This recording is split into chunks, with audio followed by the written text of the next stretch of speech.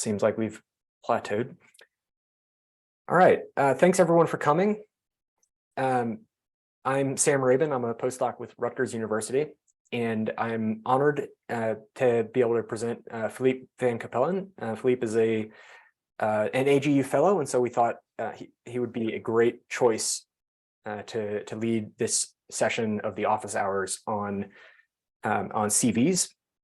I am going to paste a link into the chat for the links to videos of the previous sessions, if you'd like to watch those to see some other information. Just as a point of information, we will be recording just Philippe's presentation today.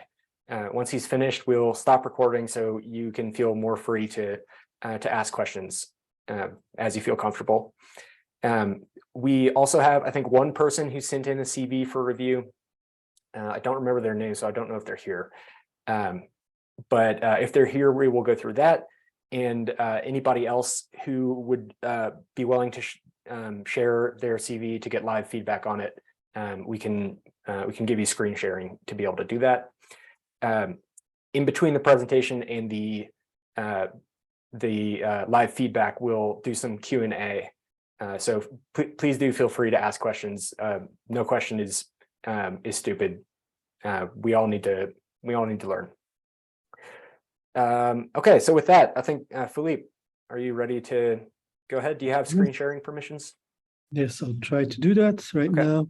And by the way, the person who sent in his CV is Hemraj Batarai. I don't see him in the list of participants for the moment, but might be joining us later. Okay, so good afternoon or good morning, wherever you are, or good evening. Let me just try to share my screen.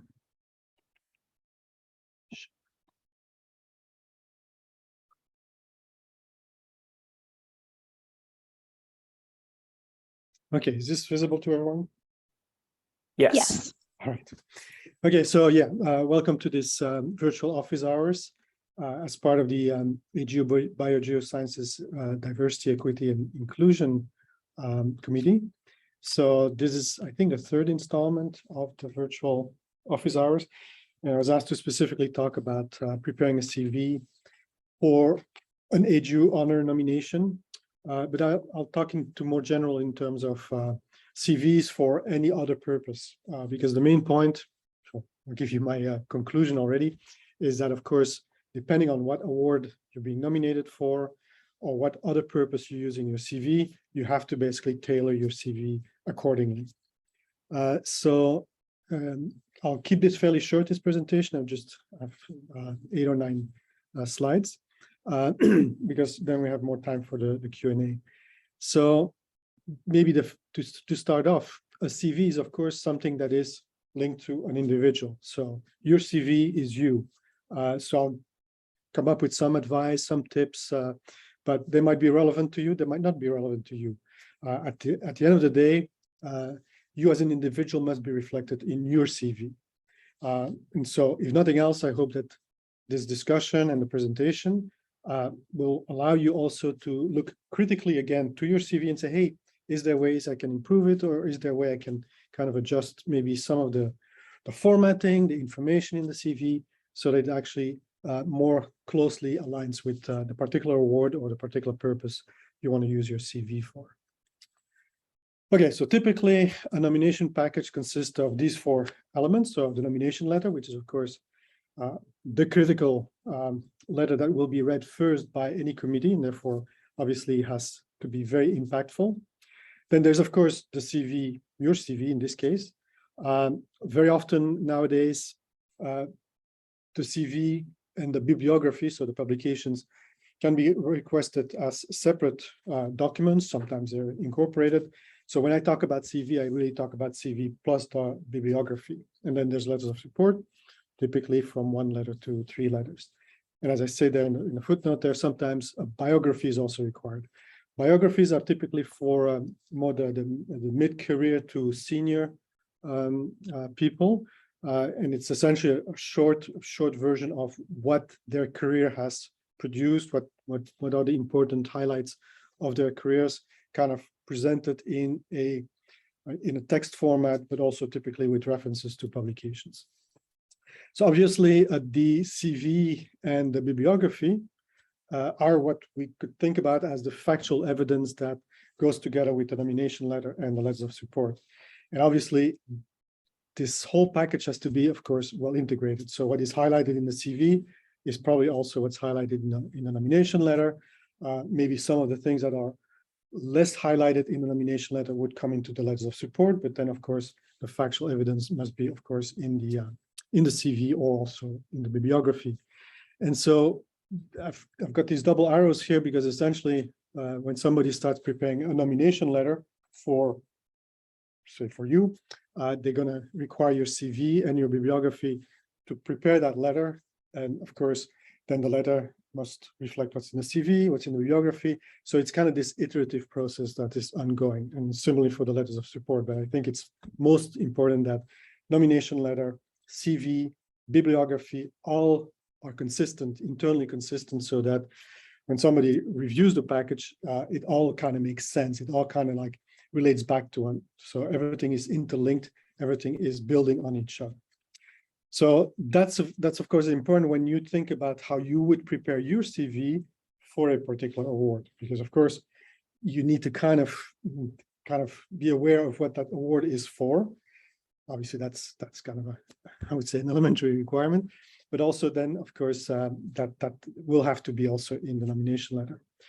There's two types of nomination letters. The most common one is that somebody else is nominating you, but there's also cases where for some awards you can also do a self-nomination. And then of course you're completely in charge of what ends up in your nomination letter, what ends up in your CV.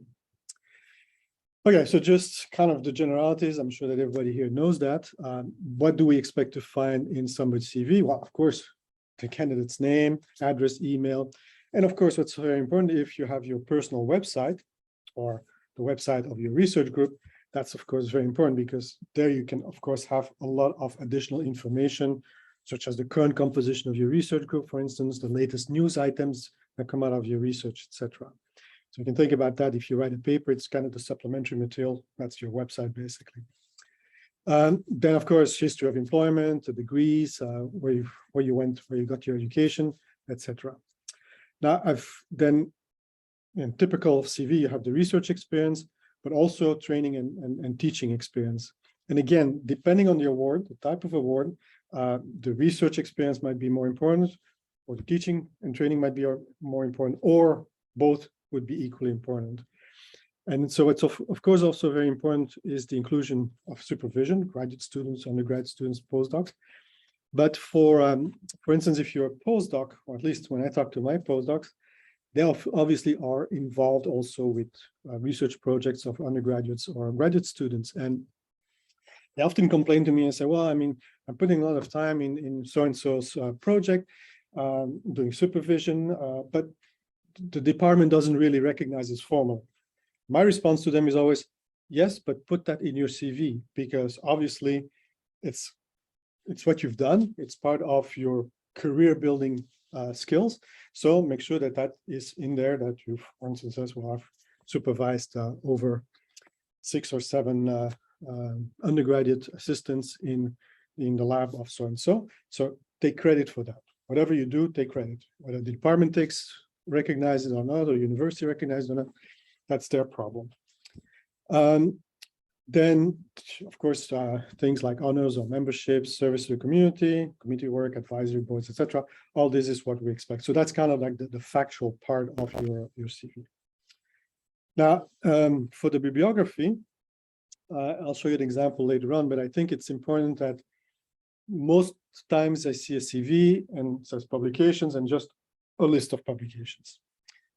As I'll try to explain, what I think makes also sense is to kind of have a preamble to just a list of publications, where you can say, for instance, well, I've published 25 papers, and most of those were mostly in the scientific literature, but I've also published some outreach papers or some general public publications, etc.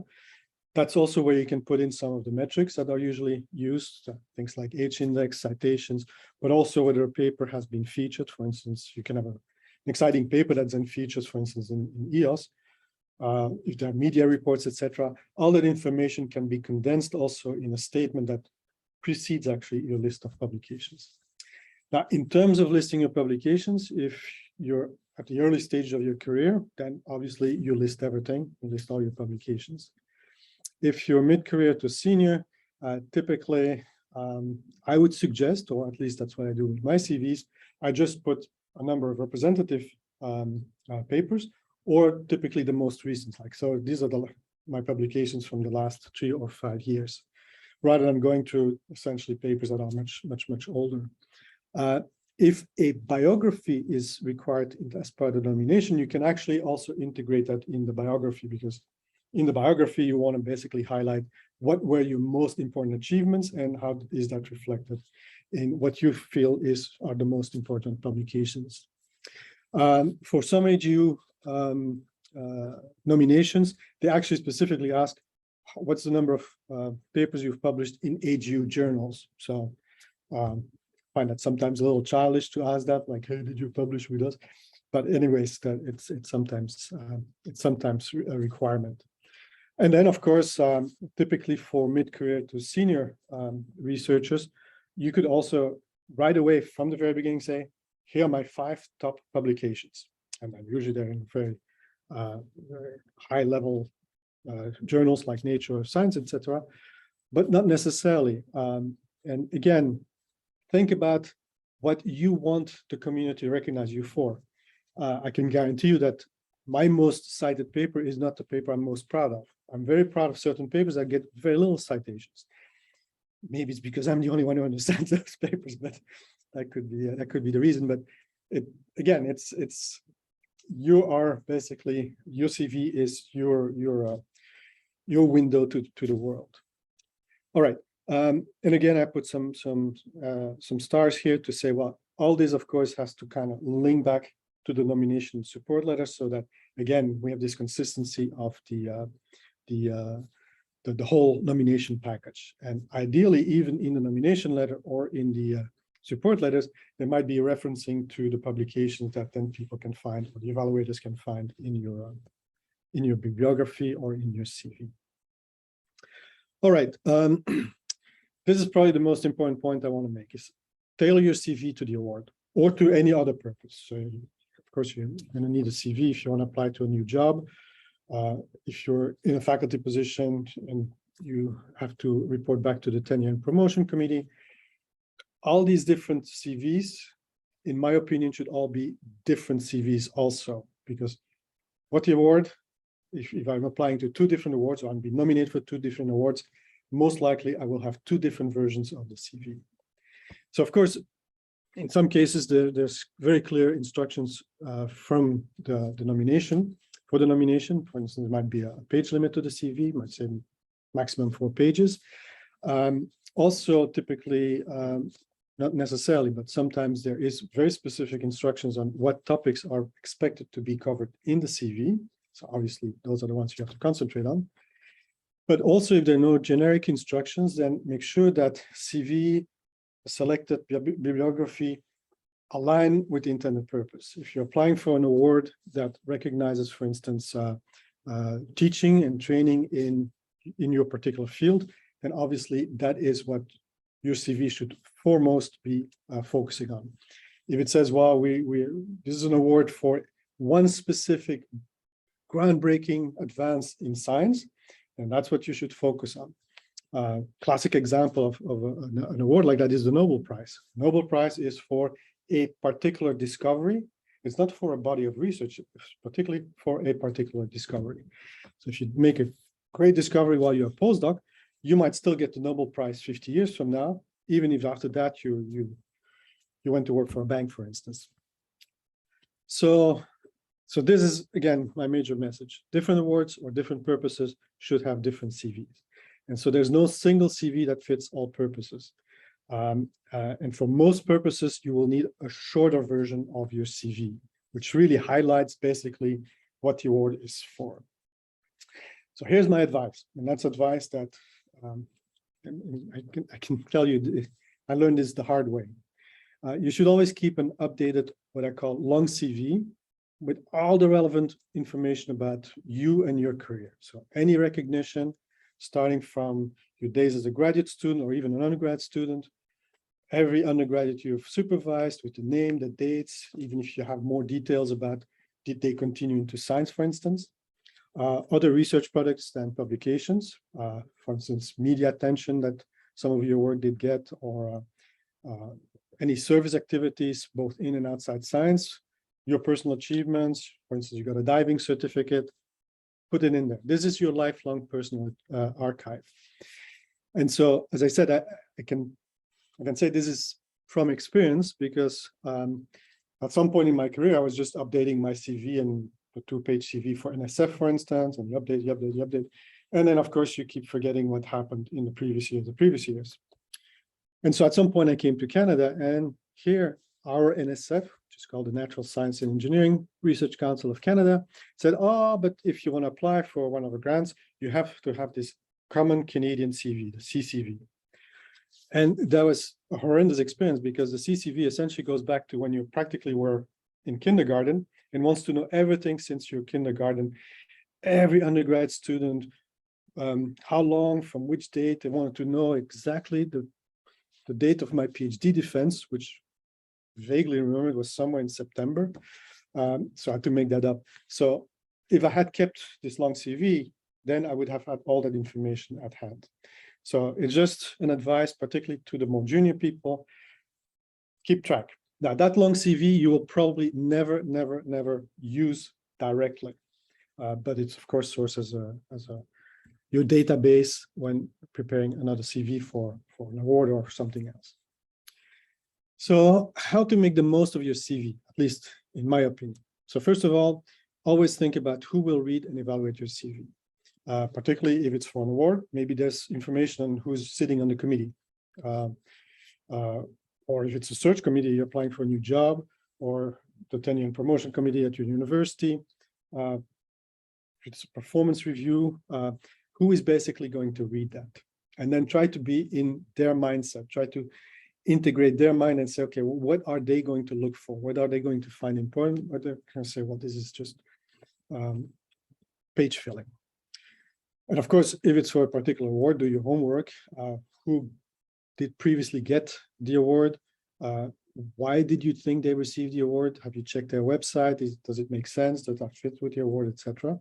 And of course, if you're applying for a job, check what the recent hires were at the place you're applying for. So, but the bottom line is the CV that you are sending to a particular, or to be part of a particular nomination package, make sure that it is tailored to the people who are going to evaluate that. So make your CV as easily accessible as possible to the people that will review it. So, which means that you really have to focus on information that will be relevant to the reviewers, and then you package it in the most digestible form.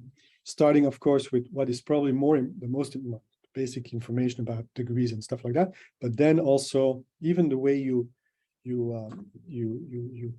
list your different subsections. Think about what will be the most important information first, and then you go down the list. In particular, I've seen a lot of CVs, and in some cases, and not so much for awards, but for instance, for job applicants or for faculty applicants, I'm sitting there and say, okay, you get this 20-page CV, and you actually have to do the work to try to find the information that is relevant for, in this case, hiring a new faculty member. And that is, of course, that creates frustration, creates a negative feeling like, why should I do this work? Why isn't this CV more easily accessible to me so I can directly pin down, this is the information I want to know. Is there been teaching experience? Has it been at your graduate, undergrad level, etc.? All right, so maybe some tips.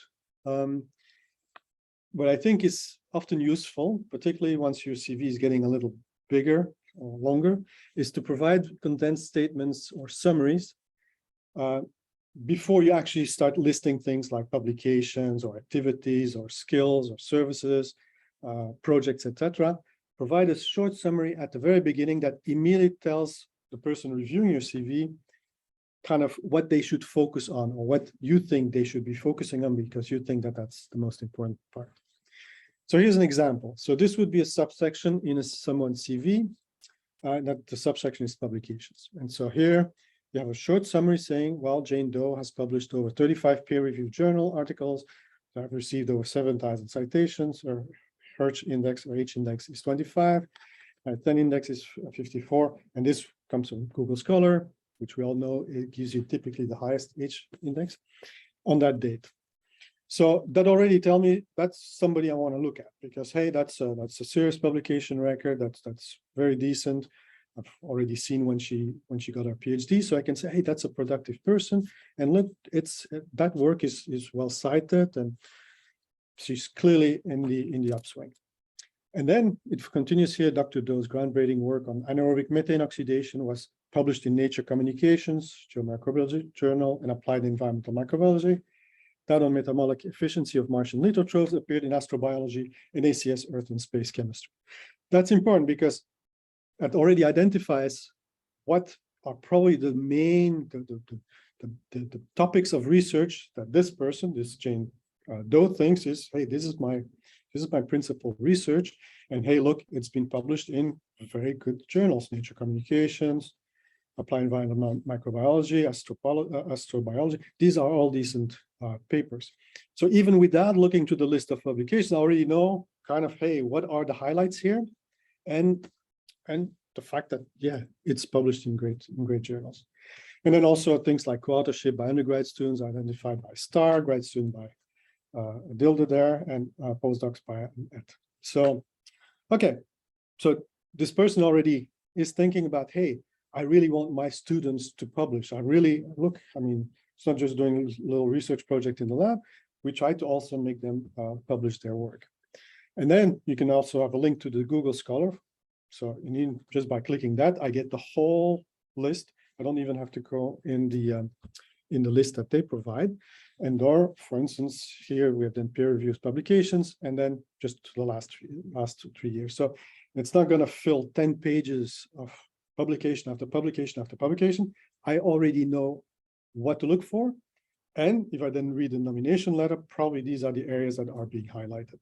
And I see a lot of stars and little subscripts. So I know, hey, this person is really involving her students, including undergrad students, in research. And hey, there's a recognition that that's an important part of what they want to do during their career.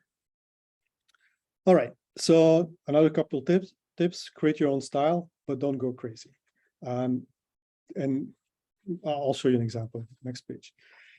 Give yourself and others proper credit, because it might very well be that you have your main research. And of course, you want to say, this is my research. I'm the hypothesis on which I built my research on mine, the methods, those are the methods that I've been developing in my lab, et cetera, et cetera. But you might also have collaborated in projects that were led by other people. That's equally important because it shows teamwork, shows the ability to set up collaborations, and particularly then there's a whole series of papers over several years. It means that these are continuing collaborations, etc. And as we all know, research is to a large extent a collective activity. So being able to show that you're not just sitting with a piece of paper and pencil in your own office, but you're also actively looking for collaboration, even if it's done by somebody else, that's perfect. But it needs to be made apparent, because just a list of publications might not necessarily, well, what is this person's role? I mean, is there a certain kind of way of indicating the co-authorship? I mean, is the person appearing always at the end? I mean that she got most of the money, or what? Just make it very clear. So you could even make that very clear in some of these little summary statements at the very beginning. And then be concise. And here is my rule of thumb. Doesn't have to be your rule of thumb. You might say this is totally not what that's not me. I want to have all the details, but I would say without the publications, without the bibliography, a well-constructed short CV should be 2 to 4 pages at any stage of your career. Because obviously, the further along in your career is, the more you have to condense, but that's fine. That's fine, because then it really, your unique contributions to science become more apparent. I just took this out of one of the CVs that was submitted. And it's not to be criticizing this, But if you read the first little section, it says primary convener for the AGU Fall Meeting 2022 General Session with the title Advancing Understanding of Mountainous Critical Zones through Observation Experiments. There's nothing wrong with that. That gives you all the information. The person was convened. I mean, he's very proud of being the primary convener of a session at AGU. That's very good. I just said, well, can I shorten this? Well, primary convener, session Advancing Understanding of Mountainous Critical Zones through Observation Experiments, 2022 AGU Fall Meeting. Exactly the same information, but we went from 23 to 17 words. All I say is be critical of how you write things up. And you can probably always say, well, if I can write something, a phrase, so don't use sentences, but use phrases. There's usually always ways to condense it up to a certain point when essentially then you would lose the meaning. But the more concise it is, the more it's like the facts are just the facts and not kind of flowery stuff around it, the better. So here, for instance, is a CV. So don't want you to look at the details here, but just it's a very sober CV, kind of what you expect from a kind of somebody in academics or in science, but still it has its own style. And in particular, what it has here is that the sections are very well broken down. Things are separated. There's no overlap. The person uses very short phrases. I'm not sure if that's a real person, by the way. And so there's really everything that you need, but it's like, it's short, it's condensed, it's concise. I can read this, it takes me 10 minutes and I kind of have a good feel of, or a good idea of what this person, what his, oh no, it's a Jane, what her skills are, etc. What kind of the career path she's on. So just to keep it in mind. And for instance, if you look, for instance, at the references, so that's the last section at the on the right here, 3 references, but they're put nicely next to each other.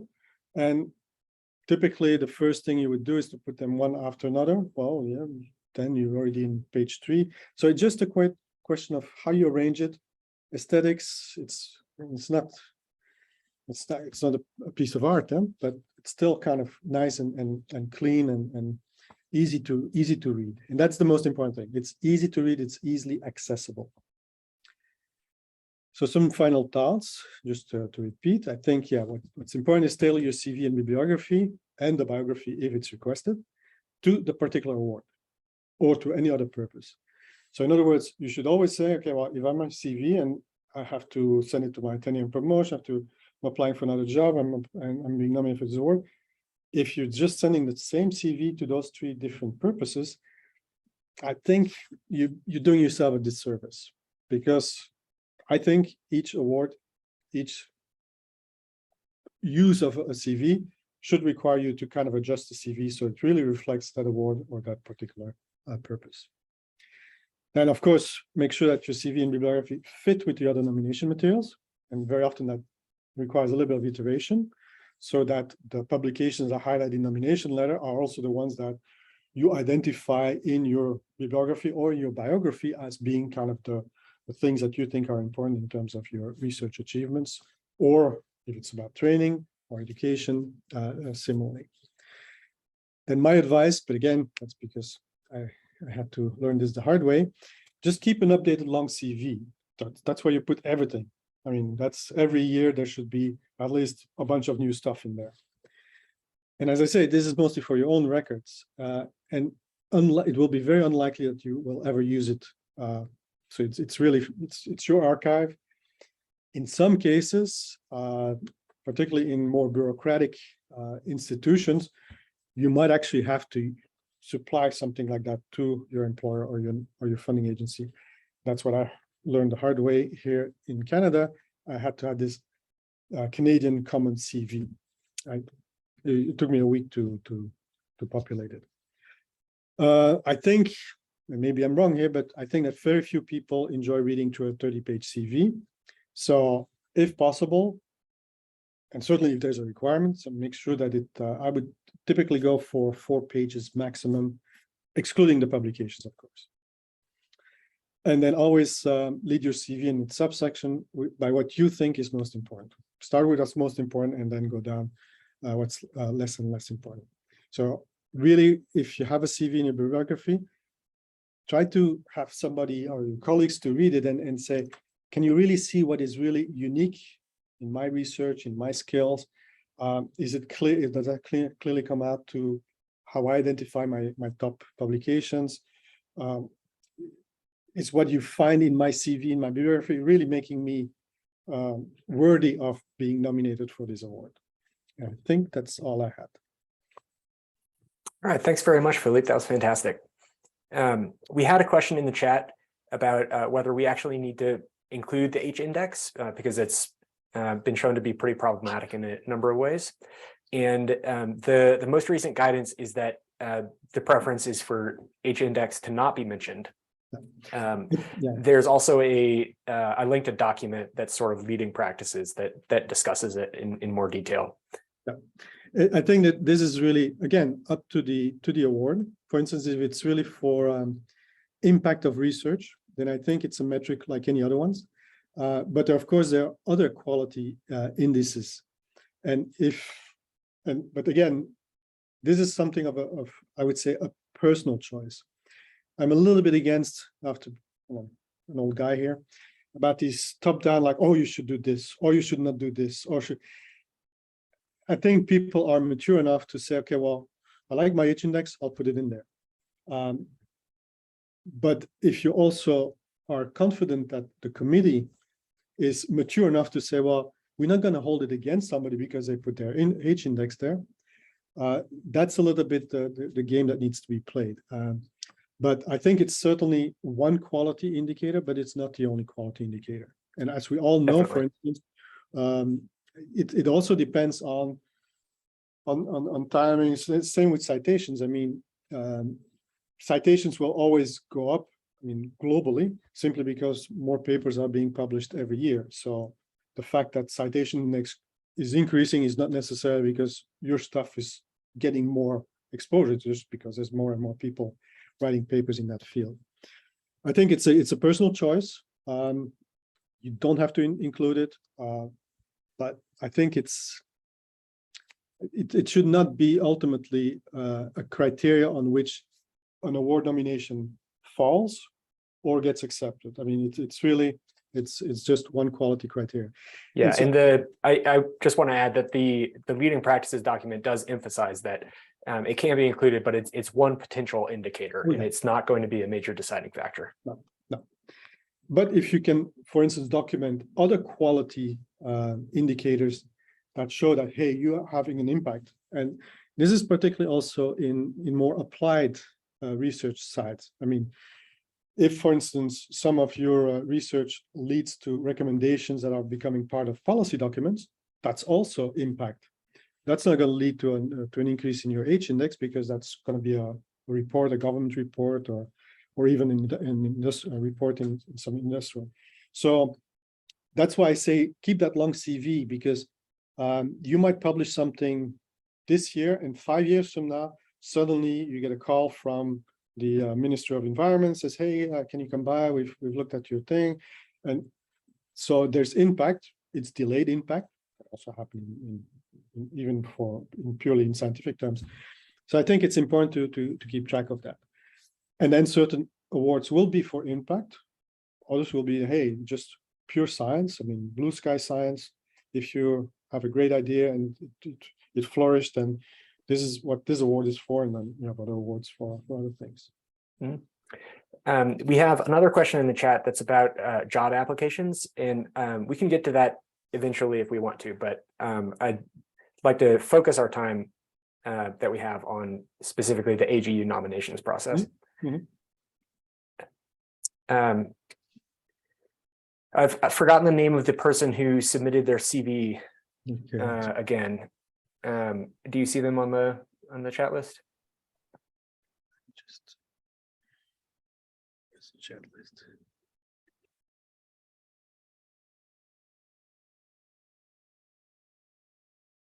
No, I don't. But if that person is in the virtual room, please speak up. Then we can, but I don't see it in the chat. And okay. Maybe on the participant list. I found it. I'm not seeing them in the participant list. If anybody would like to share their screen, share their CV, please raise your hand and I'll call on you. Any other questions? Put them in the chat or raise your hand. I have a question. Do you know, this is probably dependent on the award or honor that you're talking about, but generally, or in the ones that you've been involved with the judging process of, which elements or sections of the CV are generally weighted highest? So I think the very first thing we always look at is the nomination letter. I think that is the most critical, because that will highlight what, at least from the perspective of the nominator, and again, same thing if it's a self-nomination, think that these are the major achievements. Then the CV is very important to say, okay, well, yeah, this makes sense, because if the CV also allows you to say, okay, well, they're referring to these particular contributions to science. Let's go and see where the corresponding publications are. Is this really a major part of this person's research? Are these first authored publications, things like that? So it's really to kind of go in depth, because you can have two nomination letters that are glowing. And so you already say, okay, this person is definitely worth, or these people are worth looking at. The CV is then really what ultimately, CV, bibliography, and letters of support, of course, is then going to decide who ultimately is going to be the first, who's going to be the front person, and who's going to be the runner-up. So I think that's why the CV, and in the CV, you can say, well, that's really in the hands of the person that is being put forward for the nomination. So you cannot blame the nominator for, I don't know, forgetting some details, or et cetera, or saying that the letters of support are not really coming from the people that should be coming. That's out of your hands. Your CV and how you present your bibliography, that's really you. And also how you present that information. So if the CV is purely like, okay, I got my degrees here and here, these are my publications, these are some of the activities, this is some of the service, I'm sitting on these and these committees. If it's just presented like that, well, then the risk is, of course, that as part of an award committee, you're going to say, well, that sounds all good, but this other person is really making the case that, hey, they really went out there, they worked with the local community or whatever. They're really kind of standing behind there, because, I mean, I'm sitting on a lot of committees. Mostly it's just, you go sit on the committee and yeah, sure. But is there a committee where I really feel that I am having an impact, of a committee that I really want to be on? Like, for instance, the AGU Biosciences DEI committee. Yeah, that shows that I'm committed to that. That's really something that I want to pursue. And so I think that is really what's important in terms of your CV. It's like, I've done a lot of things, and I'm doing a lot of things, and I do a lot of interesting research, et cetera, et cetera. But what is really, where is your heart? Where is basically, and that's why I say, yeah, you don't just have to have lists. And frankly, as sitting on reviewing a lot of CVs for all kinds of purposes, I'm kind of getting tired of just seeing these lists and lists and lists. It's like, well, I mean, should I just take my my ruler and see who has the longest list? Well, first of all, it depends on font size, depends on how concise you are. It is where in you can practically see when you have like a lot of different committees and it goes all over the place. Yeah, sure.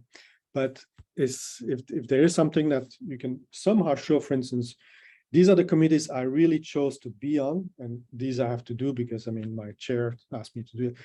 So things like that, things where you can really say, okay, well, where am I pushing the boundaries of research, of service, of teaching, even by the teaching? Often you find these teaching philosophy, they all read the same. I mean, I want to be the best possible teacher, I want to involve my students, and that. But you need to show the facts, and you need to show that, yeah, you've tried flipped classroom approaches and things like that. So you're really innovating in there. You won't find very much of that on my CV. I think I'm an okay teacher, but I'm not an exceptional teacher. So that's not something that I will be pushing for. And I hope nobody will ever nominate me for a teaching award, because that would be a mistake. But that's a choice that I make. And so I want this to be clearly reflected as much as possible in my CV. Or if you go for a job application, it's different. You're going to talk to an interview, you're going to have an interview, etc., which you don't have typically for awards.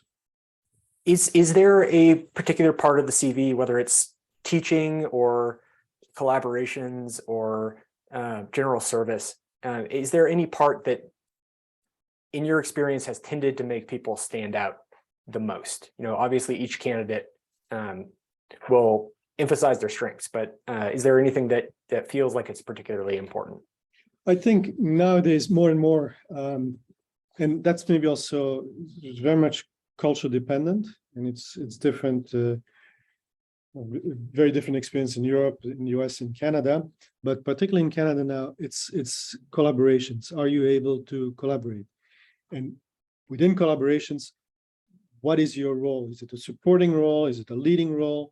And every role is important, because if you just have a collaboration with 10 leaders, well, then no. But if you're, for instance, a modeler within a consortium, and you're able to provide modeling advice or modeling support or to a variety of aspects of the project, that's probably key to the success of the project. So it's maybe still more in the US, the individual leadership that is highly praised. But I see a tendency, particularly in Canada, but also from some of the European projects I'm reviewing, there's more emphasis on are you able to collaborate? Are you able to basically be something unique in a collaboration, so that collaboration actually is only possible because you're there, because you are participating in that. But as I said, that's very much culture dependent. And even if we think, oh, US, Canada, that's kind of close, even there you can have subtle differences in how things are being evaluated. So I think in with collaborations, it's also it's result oriented. You can collaborate in all kinds of different things, but is it actually leading to something? Is there a result coming out of it? Is there, and again, is there impact? And of course, whether your research is funded by, say, NSF versus by NASA or by even a company, for instance, impact is defined very differently. And so I think you can have the core CV with these are my degrees, this is what I teach, these are my publications. But can you make your CV somehow make clear that there's something more? And you could just have, sometimes you have this like synergistic activities. You could also have collaborative research, a section on that, and just explain what your role is in that collaborative research. And it could be going from leading it or providing essential support to really bringing innovative perspectives in research that might actually be kind of out of your field. I'm, for instance, working now with a systems design engineer. What these guys can do, it's amazing. And so, but being able to bring that together is actually a skill that I think is going to become more and more important also in the future.